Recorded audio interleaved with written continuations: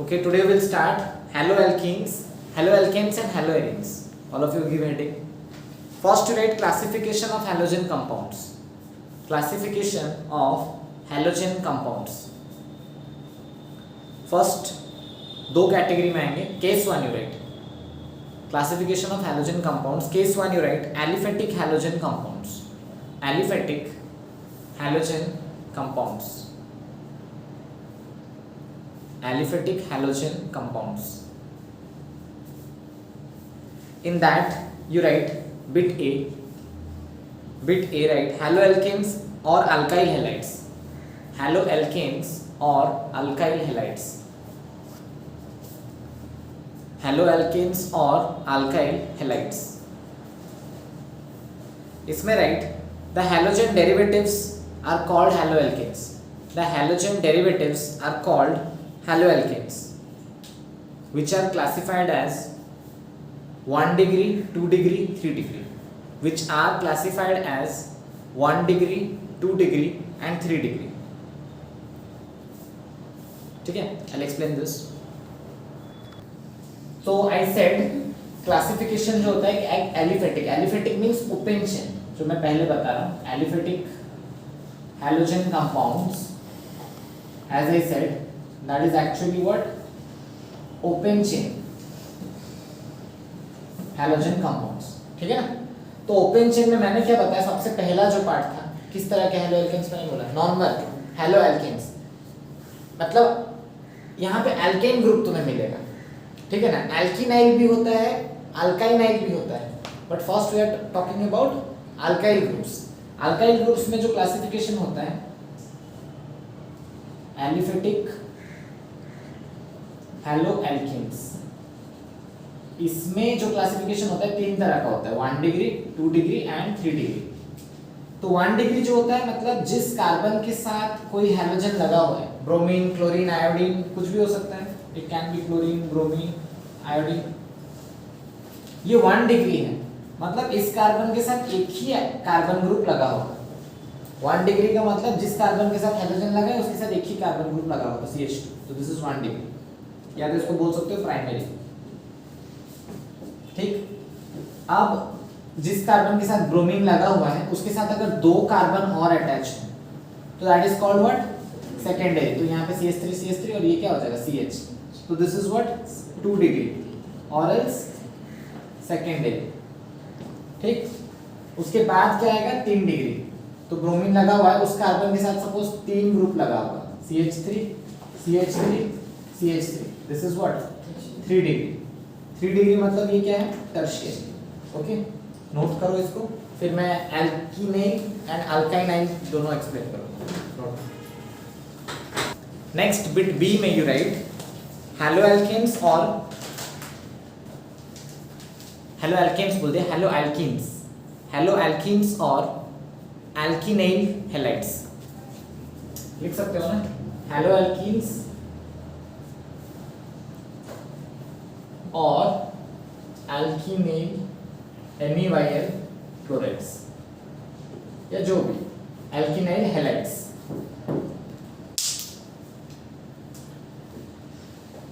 ठीक है, इसको करो, देन आई विल एक्सप्लेन. इसमें कैटेगराइज करते हैं. Note this first. It is of 2 types.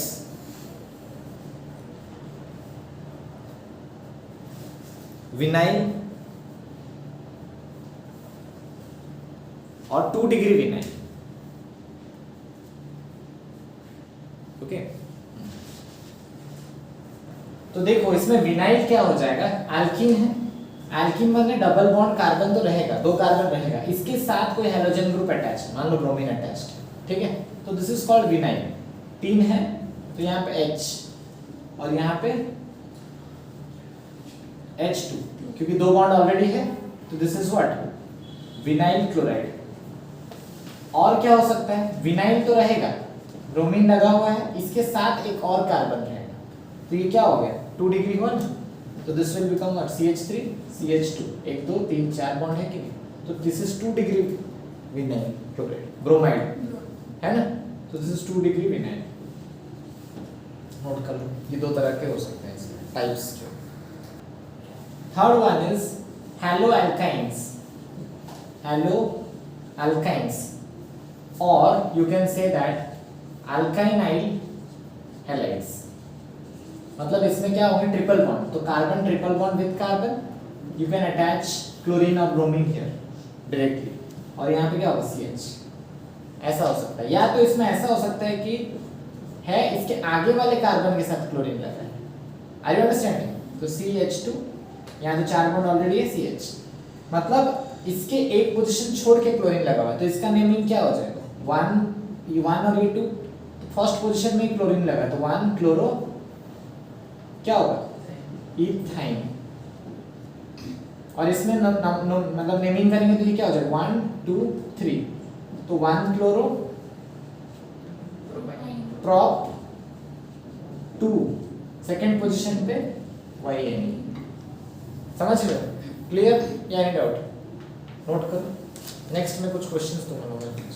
तो फर्स्ट वन क्या है, CH3Cl, मतलब पहला ही कार्बन के साथ Cl लगा हुआ है, तो 1 क्लोरो मीथेन, है ना। इस केस में क्या है, पहला कार्बन, दूसरा कार्बन, तीसरा कार्बन, तो 1 ब्रोमो, पहला पोजीशन में कौन लगा हुआ है, ब्रोमो, 3 कार्बन है तो that is what, prop, and it is propane.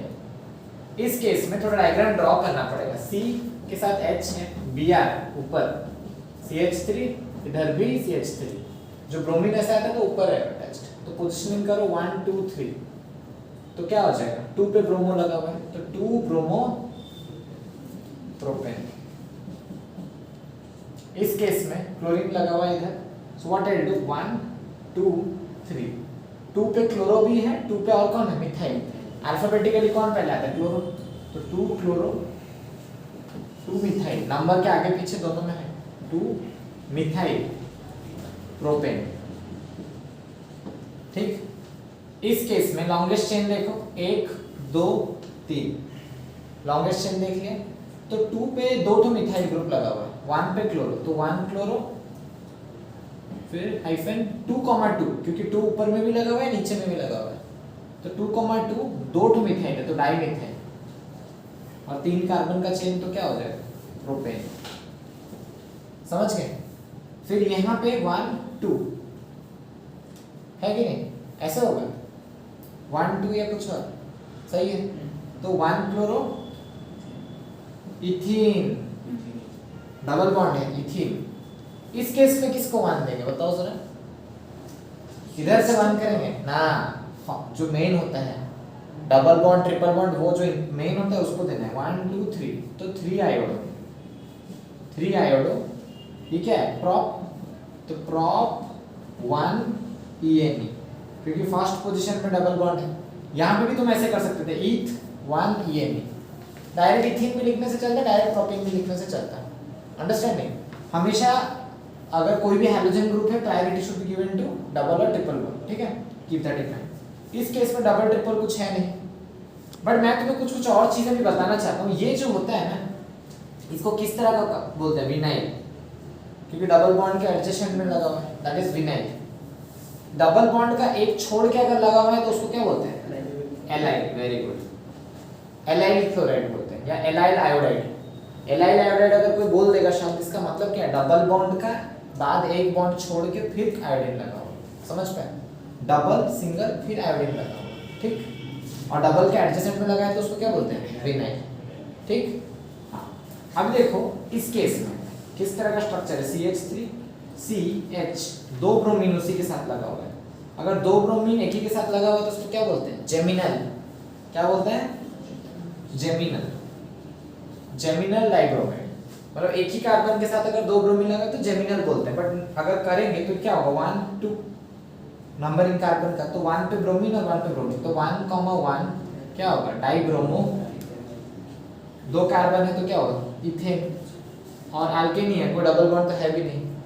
उसके बाद इस केस में इसका अगर डायग्राम बना दूं मैं, CH2 के साथ क्लोरीन है, फिर CH, इसके साथ क्लोरीन है, CH3 फिर है, ऐसा है ना स्ट्रक्चर, क्योंकि CH3 फिर है ना CH के साथ। अभी देखो 2 क्लोरीन एडजेसेंट कार्बन में लगा हुआ है, तो इसको क्या बोलते हैं हम लोग, विसिनल, क्या बोलते हैं, कहीं पे विसिनल डाइक्लोराइड बोला है, इसका मतलब मन में समझ जाना है कि दो एडजेसेंट कार्बन के साथ ही दोनों लगे हुए।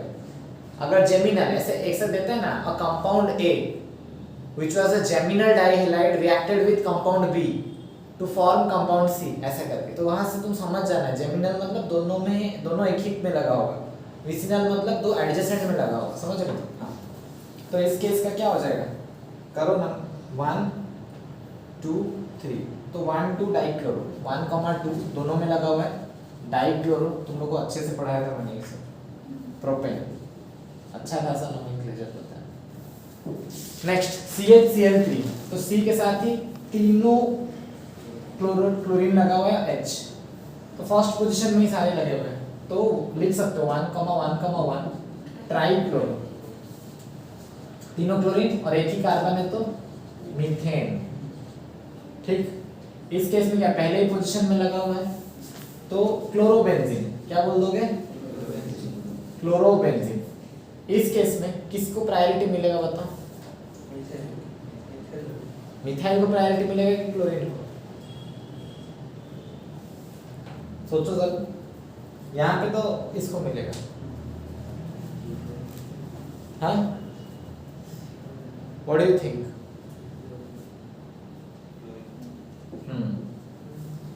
2 मिथाइल, 2 पे लगा हुआ है मिथाइल, 2 मिथाइल क्लोरोबेंजीन, या तो 2 मिथाइल, पहला पोजीशन में कौन लगा है, 1 क्लोरोबेंजीन, बट अल्फाबेटिकली कौन पहले आता है, क्लोरीन पहले आता है, तो ऐसे लिख देंगे 1 क्लोरो 2 मिथाइल बेंजीन। ठीक, और इस केस में प्रायोरिटी किसको मिले, OH, तो 1 2 3 4 5 6, तो कहाँ कहाँ पे ब्रोमीन लगा है, 2 4 और 6, तो 2, 4, 6 ट्राइब्रोमो, और ऐसे मतलब बेंजीन के साथ OH लगा हुआ है तो इसको क्या बोलते हैं, फीनॉल। अंडरस्टूड, नोट करो। There is a small rectification, priority alkyl group को मिलता है, तो ये 1 ये 2 होगा, ठीक है ना, तो 2 क्लोरो टॉलुएन लिख दो बेस्ट, क्योंकि जब खाली कोई कंपाउंड के साथ अगर CH3 लगा हुआ है तो उसको क्या बोलते हैं अपन, टॉलुएन ही बोलते हैं, है ना, तो this is 2 chloro toluene, clear. Next, all of you give heading methods of preparation of haloalkanes, methods of preparation of haloalkanes, methods of preparation of haloalkanes. Write bit 1 from alkanes, bit 1 from alkanes, bit 1 from alkanes, bracket में लिखना free radical halogenation, free radical halogenation written, उसके under you right halogenation of alkanes with chlorine or bromine, halogenation of alkanes with chlorine or bromine with Cl2 or Br2 in presence of heat, in presence of heat or light, in presence of heat or light usually gives a mixture of, in presence of heat or light usually gives a mixture of, usually gives a mixture of mono, di and polyhaloalkanes, mono, di and polyhaloalkanes, ठीक है, I explain. सी, सबसे पहला बात समझते हैं carbon और halogen का bond कैसा होता है, नेचर। अगर कार्बन हेलोजन है तो इनकी बॉन्ड क्या होती है ना, due to slight electronegativity difference, काफी electronegative, because this is more electronegative, more electronegative and this is less electronegative, इसके चलते यहाँ पे माइनस डेल्टा और यहाँ पे प्लस डेल्टा चार्ज रहेगा, partial charges will be on that, तो इसलिए बॉन्ड क्लीवेज होता है, ठीक है। तो हमें प्रिपरेशन जानना है, कार्बन हेलोजन बनाना है, और मैंने पहला क्या बताया, फ्रॉम एल्केन्स, क्या बताया, फ्रॉम एल्केन्स। तो नॉर्मल कोई भी एल्केन ले लो जैसे CH4 और उसके साथ Cl2 को ऐड कर दो and you give H new और लाइट, जो भी UV लाइट, और यू कैन गिव टेम्परेचर 520 से लेके 670 केल्विन। ठीक, if you give this temperature या तो एच म्यू और लाइट दोगे तो क्या हेलोजनेशन होता है, but it's is a free radical mechanism, मतलब चेन मैकेनिज्म जैसा होता है।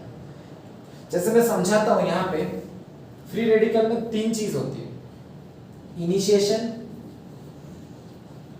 Chain initiation, chain propagation and chain termination.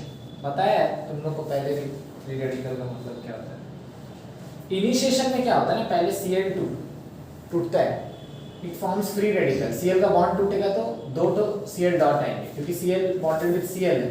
अगर ये टूटा तो 2 में एक इलेक्ट्रॉन होके आ जाएगा, इसका एक इलेक्ट्रॉन इसके पास, इसका एक इलेक्ट्रॉन इसके पास। ठीक, चेन प्रोपैगेशन में क्या होगा, Cl dot will go for CH4, तो यहाँ पे क्या हो जाएगा, ये डॉट ट्रांसफर कर देगा, ये क्लोरीन को चाहिए हाइड्रोजन, क्लोरीन तभी बॉन्ड तोड़ा, देखो 2 क्लोरीन खुश थे अपने आप में, बट जब देखिए कि कार्बन के पास हाइड्रोजन है, इलेक्ट्रोनेगेटिव को प्यार किससे होता है, इलेक्ट्रोपॉजिटिव, तो उस जगह हाइड्रोजन में लेना है तो टूटे, तो ये जो क्लोरीन है जब यहाँ से H चाहिए तो HCl फॉर्म हो जाएगा प्लस, ये जहाँ पे जो बचा होगा वो CH3 के ऊपर क्या लग जाएगा, एक डॉट, ये उसको बोलेगा मैं डॉट देता हूँ, तुम एक हाइड्रोजन दे दो, तो हाइड्रोजन आ गया इसके पास तो HCl, और एक हाइड्रोजन देने के क्या बचेगा, उसके ऊपर एक डॉट लगा, फिर एक क्लोरीन गैस लगा है, फिर जो Cl डॉट है, एक Cl डॉट एक CH3 डॉट के साथ मिक्स होके क्या हो जाएगा, CH3Cl, तो एक प्रोडक्ट तुम्हारा CH3Cl हो सकता है।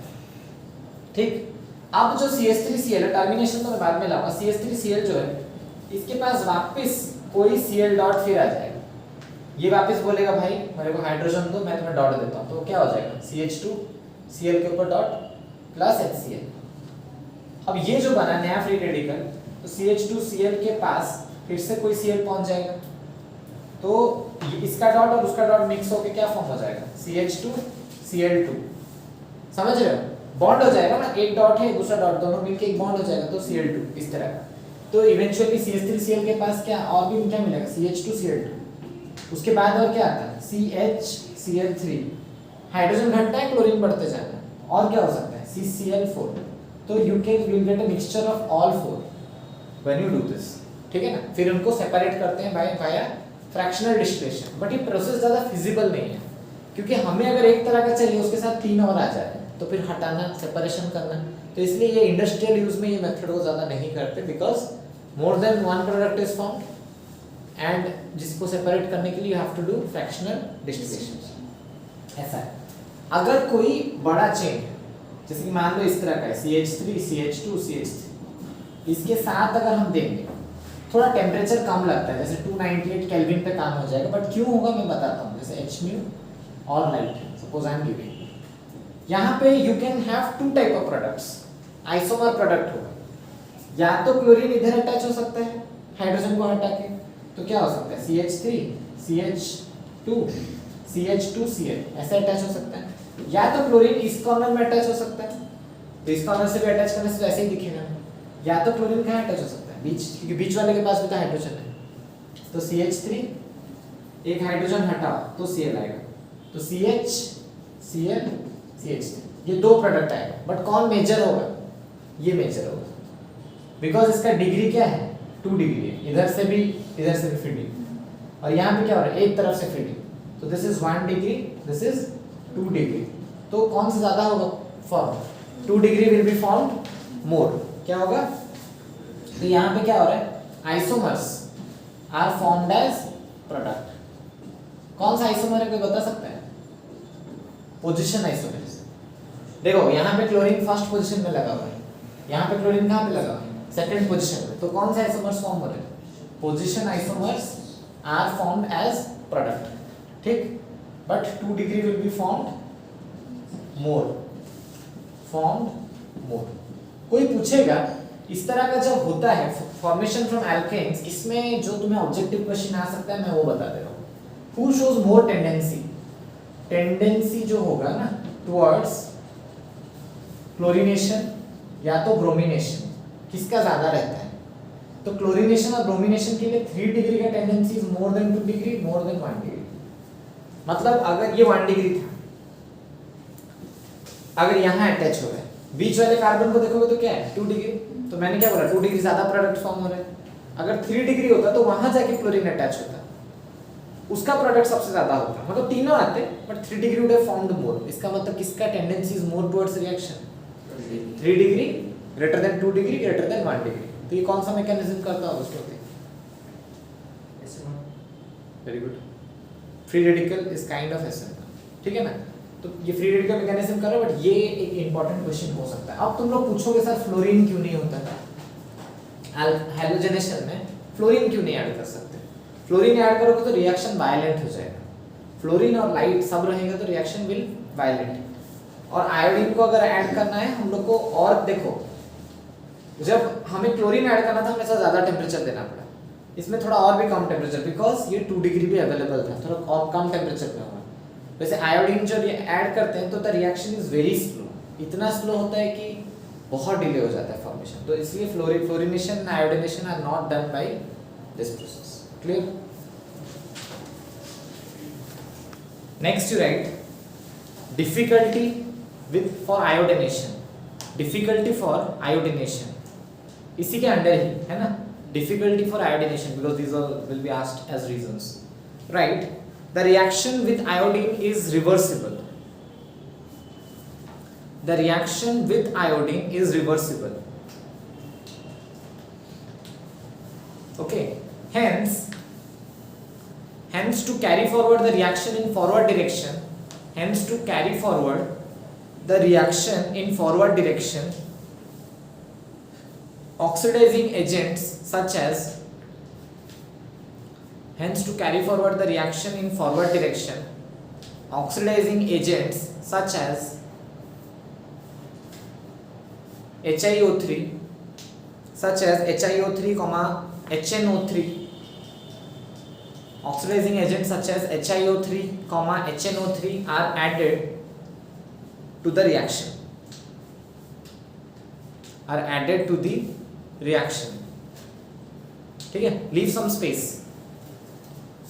5 to 7 lines you leave, and then you write what is the difficulty with fluorination of alkanes. What is the difficulty with fluorination of alkanes?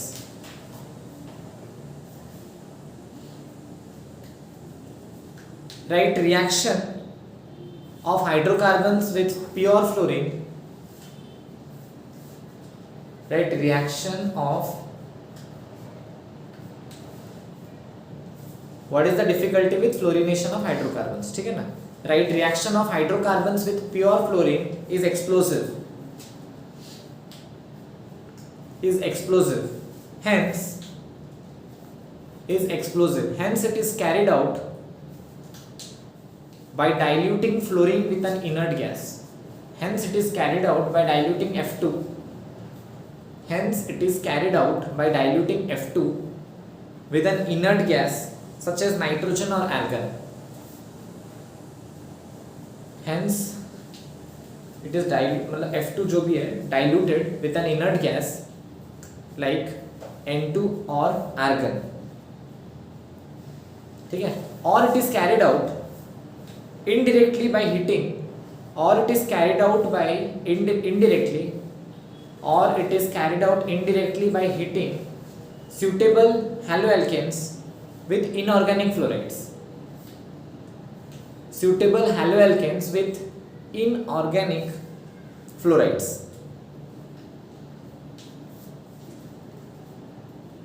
Bracket में लिखो स्वार्ट्स रिएक्शन, ठीक है? I'll explain. देखो पहले मैंने क्या बताया, आयोडीनेशन में प्रॉब्लम क्या है? Iodination has got issue that the reaction is what, reversible. तो उसको रोकने के लिए फॉरवर्ड रिएक्शन करना है। जैसे कि नॉर्मल हम लोग अगर आयोडीन ऐड करते हैं CH4 प्लस I2 अगर मैं ऐड करता इन प्रेजेंस ऑफ डिम या UV या लाइट जो भी, तो it would have formed what, basic जो होता है CH3I प्लस HI, हाइड्रोजन को एक हटाता है, एक आयोडीन आता है, तो हाइड्रोजन आयोडीन के साथ कनेक्ट होकर HI होता है। तो अभी ये रिवर्सिबल अगर हो जा रहा है तो इधर से कुछ एक प्रोडक्ट को हटा दो, प्रोडक्ट यहाँ से कम होगा तो फॉरवर्ड जाएगा ना, एक रिएक्शन कैसे चलता है, याद करो केमिकल इक्विलिब्रियम। एक रिएक्शन को अगर यहाँ कुछ घटेगा इधर आना कोशिश करता था, क्योंकि हमेशा इक्विलिब्रियम रहना चाहिए, इधर जितना उधर उतना। अगर यहाँ कुछ घटाऊं तो तुरंत रिएक्शन किधर आएगा, पीछे। अगर वहाँ कुछ हटाएं तो रिएक्शन किधर जाएगा, फॉरवर्ड। तो has to be what, removed for forward reaction. ये हटेगा, ये डाउन होगा तो ये ऑटोमेटिकली फॉरवर्ड रिएक्शन चलेगा, है ना। तो उसको हटाने के लिए HI के साथ हम लोग क्या ऐड करते हैं, powerful oxidising agent such as HiO3, तो which forms iodine and water. तो बैलेंस कर लो, 5H + H कितना, 6 तो 6H है, तो यहाँ पे क्या डालेंगे 3H2, 3 ऑक्सीजन 3 ऑक्सीजन, ठीक है ना। और आयोडीन 5 आयोडीन इधर 1 आयोडीन इधर, तो कितना हो गया 3। तो ये जो आयोडीन आया वापस अभी ये बढ़ा, ये बढ़ेगा तो फिर से आगे जाएगा, क्योंकि ये बढ़ना नहीं चाहिए। अगर ये बढ़ रहा है तो रिएक्शन फॉरवर्ड होगा, तो तभी ना ये घटेगा। Are you understanding? अगर ये घट रहा है तो हमें इसको बढ़ाना है, तो आगे तरफ लेंगे तो प्रोडक्ट जो है ये इसको बढ़ाते रहे, तो वापस ये बढ़ रहा है तो फिर इधर ज्यादा हो जा रहा है, फिर आगे की तरफ बढ़ने से ही ना हो। तो understood? For iodination you need to add powerful oxidising agents like HiO3 and HNO3, ठीक है। दोनों में से कुछ भी यूज कर सकते हो, बट रिमेंबर द प्रोडक्ट्स, ये इंपॉर्टेंट है, ठीक है ना। अब फ्लोरीनेशन में दिक्कत। फ्लोरीनेशन में क्या होता है, direct fluorination is explosive, direct fluorination is explosive. इसका एक टेक्निक था, तो इसीलिए हम लोग क्या करते हैं ना, स्वार्ट्स रिएक्शन यूज करते हैं। स्वार्ट्स रिएक्शन में सुटेबल हैलो एल्केन्स को हम लोग यूज कर सकते हैं, जैसे कि मान लो CH3Br हो गया, या तो मान लो CH3Cl हो गया। क्लोरो और bromo alkane can be added with, जिसके साथ भी मैंने क्या बोला है, यहाँ पे क्या होता है, क्लोरो या तो ब्रोमो, वो आराम से बन सकते हैं। तो क्लोरो या तो bromo alkanes are added with what, inorganic halides. तो ये जो इनऑर्गेनिक हैलाइड्स होते हैं ये 5 ही होते हैं। तो इसका टेक्निक होता है आजी हचिला,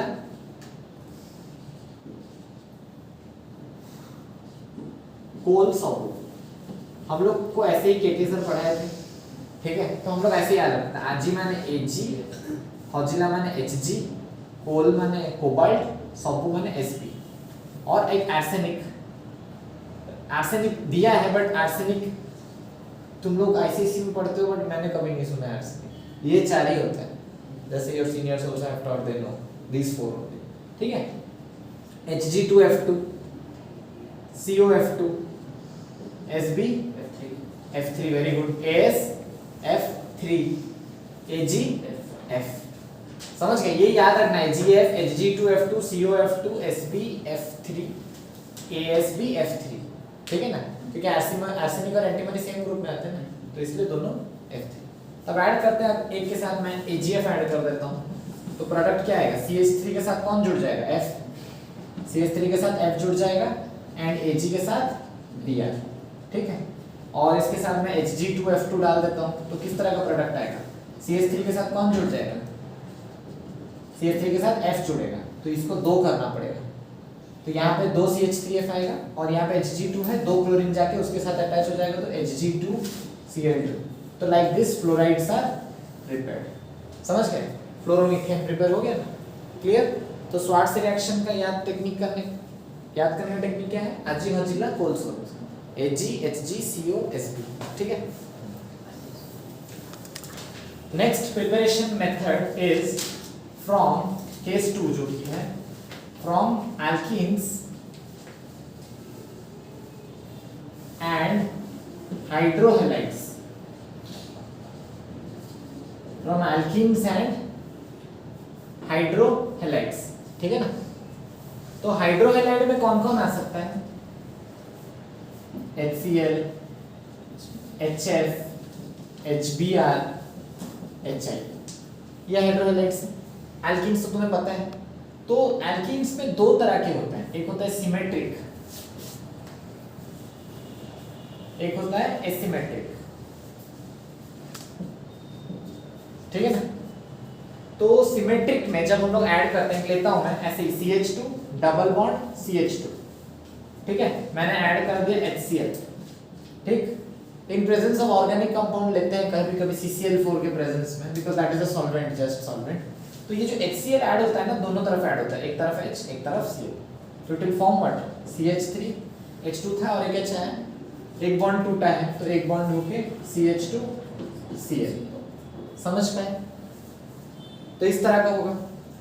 और एक मैं सिमेट्रिक ले लेता हूं, जैसे कि CH3 CH double bond CH CH3 plus HBr मैंने किया, ठीक है ना। तो यहाँ पे क्या हो जाएगा, और ये जो फॉलो हो रहा है दिस इज मार्कोनिकॉफ्स रूल, ये याद रखो। मार्कोनिकॉफ्स रूल में क्या होता है, बॉन्ड जब भी टूटता है तुम्हारा, मतलब it gets attached to the, जिसमें कम हाइड्रोजन है वहां अटैच होता है। अभी देखो यहाँ पे मैंने बॉन्ड तोड़ दिया, ये जो HBr आएगा, इधर भी एक हाइड्रोजन उधर भी एक हाइड्रोजन, कोई फर्क नहीं पड़ा, ऐसे HBr। तो यहाँ पे मैं क्या कर दूंगा, CH3 में काफी एग्जांपल देके इसलिए बता रहा हूँ सो दैट यू अंडरस्टैंड। ऐसा देखो, क्योंकि यहाँ पे दोनों में हाइड्रोजन था, तो मार्कोनिकॉफ क्या बोलता है, जो हैलोजन होता है, halogen goes to the carbon having least hydrogen in case of asymmetric alkenes, in case of asymmetric alkenes। अभी तक तो मैंने सिमेट्रिक लिए, 2 का बीच में, 4 के बीच में, अब 3 वाला ले लेते हैं। यहाँ डबल बॉन्ड मैंने रखा तो क्या होगा, CH2 इधर CH इधर CH3। अब ये बॉन्ड जरूर टूटेगा जब मैंने डाल दिया HCl, ठीक है ना, इन प्रेजेंस ऑफ CCl4, ये बॉन्ड जरूर टूटेगा, बट क्या लिखा है, halogen goes to the carbon having least hydrogen. इन दोनों में दोनों कार्बन है, कम हाइड्रोजन किसके पास है, तो हैलोजन इसके पास जाएगा। तो इसका मतलब HCl में से Cl इधर आएगा और H उधर जाएगा, तो it will happen as what, H3C CH Cl CH3, समझ गए। बट अगर तुम्हें एसिमेट्रिक कार्बन में ही उस तरफ ही Cl लगाना था, क्या उसी तरफ कुछ लगाना था, तो we go for peroxide effect, ठीक है ना। तो अभी कैसे होता है इसी केस में, इफ वी वांट, तो ये तो ऊपर वाला पार्ट हो गया, तो इफ वी वांट, इसमें स्पेस थोड़ा चाहिए बट मैं बता देता हूं, if we want halogen to get attached at corner carbon, corner carbon नहीं, carbon having more hydrogen, carbon having more hydrogen in asymmetric cases. अगर ये चाहिए तो we go for peroxide effect, peroxide effect या तो खराश इफेक्ट बोलते हैं, और खराश, ठीक है ना। तो पेरोक्साइड इफेक्ट क्या होता है, और ये जो दोनों इफेक्ट है, this is valid only for HBr, only for HBr। तो यहाँ पे जो पेरोक्साइड फ्यूज होते हैं, क्या क्या हो सकते हैं, देखो पेरोक्साइड्स का फॉर्मेट क्या होता है ना, alkyl group OO alkyl group, तो ये पेरोक्साइड हो सकता है, इसमें CH3OO CH3 हो सकता है, या तो एक ऐसा होता है C6H5CO फिर डबल बॉन्ड हो C6H5CO, या तो ऐसे हो सकता है हाइड्रोजन पेरोक्साइड H2O2। तो ये सारे पेरोक्साइड्स हैं, ठीक है। और ये जो पेरोक्साइड इफेक्ट होता है ना, valid for only HBr and follows free radical mechanism, ये ध्यान में रखना, फ्री रेडिकल मैकेनिज्म। और तुम्हें पता है फ्री रेडिकल मैकेनिज्म में क्या करना होता है, तोड़ना होता है। जैसे HBr टूटा तो H पे एक डॉट और Br पे एक डॉट आना चाहिए। तो इसमें क्या होता है, जैसे HBr को हम लोग तोड़ेंगे पेरोक्साइड के प्रेजेंस में, तो H पे एक डॉट और Br पे एक डॉट आएगा, फ्री रेडिकल मैकेनिज्म। और फ्री रेडिकल हमेशा खोजता है उस कार्बन के पास जिसके पास ज्यादा, हाँ समझ पाए। तो मैं I explain, first note this down, मैं बहुत कुछ है इसमें कॉन्सेप्ट बताने। सो व्हाट डिड आई से, पेरोक्साइड के प्रेजेंस में, इन प्रेजेंस ऑफ पेरोक्साइड, कोई भी पेरोक्साइड, ठीक है, कौन रिएक्शन दिखा सकता है? Only HBr follows what? Kharasch effect, ठीक है। Suppose you take any asymmetric, कोई भी एसिमेट्रिक हेलो एल्कीन ले लो, ये एसिमेट्रिक है 3 वाला ही, तो यहाँ पे क्या है? CH2 H CH3, तो इसमें अगर मैं HBr डालूं इन प्रेजेंस ऑफ कोई पेरोक्साइड, मैं H2O2 ले लेता हूँ, है ना। सो व्हाट विल हैपन, यहाँ पे मार्कोनिकॉफ रूल के हिसाब से कहाँ जाना चाहिए था? लीस्ट हाइड्रोजन जहाँ है, बट एंटी मार्कोनी में उल्टा है, तो ब्रोमीन अभी कहाँ आएगा? इधर, और हाइड्रोजन उधर, तो H3C CH2 CH2 Br, understood या कोई डाउट? बट अगर यही चीज ऐसा होगा, देखो बहुत बार कंफ्यूज करने के लिए एग्जाम में ना ऐसे दे देते हैं plus HCl in presence of H2O2, मैंने बोला है HCl पेरोक्साइड के प्रेजेंस में कुछ नहीं कर सकता, तो यहाँ पे हम लोग प्रोडक्ट कैसे करेंगे? नॉर्मली जैसा होना चाहिए था, बॉन्ड तोड़ेंगे, Cl किधर आएगा? इधर, और H उधर, समझ गए? नॉर्मल केस में H3C CH Cl CH3, it will be like this, peroxide का कोई असर नहीं होगा HCl पे। अब बहुत सारे क्वेश्चंस जो एंट्रेंस में क्या क्या आ सकते हैं, मैं एंट्रेंस भी बताता हूँ और ऑब्जेक्टिव भी बताता हूँ, यहाँ पे जो जो चीजें सीखना था। एंट्रेंस में पूछेगा रिएक्टिविटी ऑर्डर कैसी है, रिएक्टिविटी ऑर्डर क्या होगा, तो कौन कौन था? HI HBr HCl HF, तो सबसे ज्यादा रिएक्टिविटी ऑर्डर टेंडेंसी ज्यादा रहेगा HI का, then HBr, then HCl, then HF, this you have to keep in mind. Haloalkanes के केस में कौन था? 3 degree greater than 2 degree greater than 1 degree, तो यहाँ पे ये पहला क्वेश्चन जो बन सकता है, ठीक। दूसरा क्वेश्चन में नॉर्मल केसेस में एडिशन ऑफ पेरोक्साइड नहीं, मार्कोनिकॉफ्स रूल में कौन सा एडिशन दिखता है? मार्कोनिकॉफ्स रूल जब फॉलो करते हो तो वहां पे कौन सा मेथड देखते हो? That is actually electrophilic addition. कुछ समझ में आया? इलेक्ट्रोफाइल क्यों बोलते हैं? इलेक्ट्रोफाइल मतलब इलेक्ट्रॉन का भूखा, ठीक है। हैलोजेंस हमेशा भूखे रहते हैं इलेक्ट्रॉन का, हैलोजन इलेक्ट्रोनेगेटिव है ना, तो वो इलेक्ट्रॉन खींचना चाहते हैं, तो they are hungry for electrons. तो इनको देखो हमने ऐड किया, एक बॉन्ड तोड़ा, इधर एक इधर एक ऐड किया, तो that's why that is called what, मतलब इस केस में देखो वो तो पेरोक्साइड वाला है, ऐड किया तो that is called electrophile, add हो रहा है, क्लोरीन ऐड हुआ ना, तो इलेक्ट्रोफिलिक एडिशन रिएक्शन, ठीक है। सब्स्टिट्यूशन तब बोलते जब एक को डाल के एक निकाला, यहाँ से कुछ निकाला क्या, बस ऐड किया, तो इलेक्ट्रोफिलिक एडिशन। तीसरा पॉइंट, एंटी मार्कोनिक किससे होता है? एंटोनी मार्कोनिकॉफ रूल क्या मेथड फॉलो करता है?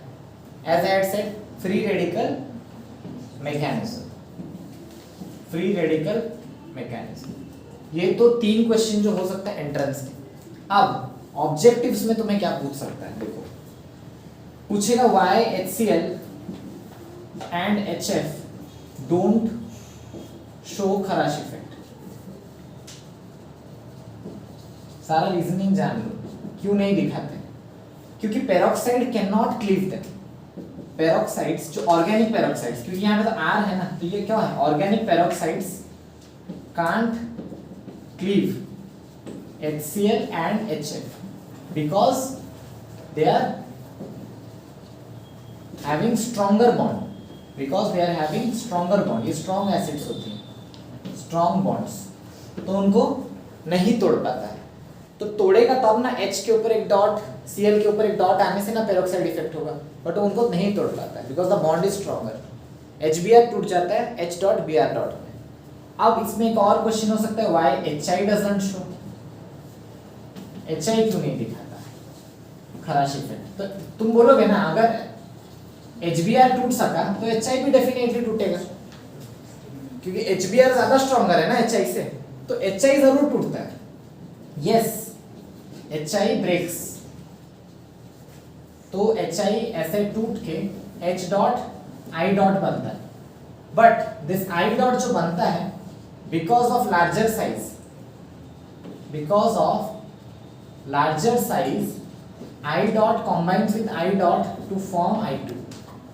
जो भी बड़ा साइज का होता है वो कभी भी अकेला रहना नहीं चाहता है, वो तुरंत they want to form a stable compound. Instability छोटे चीज में रहता है तो वो इधर उधर कहीं अटैक करके फॉर्म हो जाता है रिएक्शन। बट बड़ा चीज के ऊपर अगर अनस्टेबिलिटी है, मींस एक इलेक्ट्रॉन का मतलब क्या होता है अनस्टेबिलिटी में, ऑक्टेट तो नहीं हुआ है, अनस्टेबल है मतलब immediately try to form octet and settle down, क्योंकि साइज बड़ा है, अपना वेट संभालेगी, स्टेबिलिटी संभालेगी। तो आयोडीन तो because of larger size of iodine, free radicals of iodine do combine to form iodine molecule.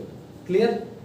That's why they also can not show free radical mechanism या peroxide effect. समझ आ गया होगा I guess. तो इतना ही है, और ये चीज जरूर याद रखना, पेरोक्साइड में अगर HCl दे दे तो मत कर देना खराश इफेक्ट, सिर्फ HBr कैन शो दिस, ठीक नोट, और उसके बाद जा सकते हैं।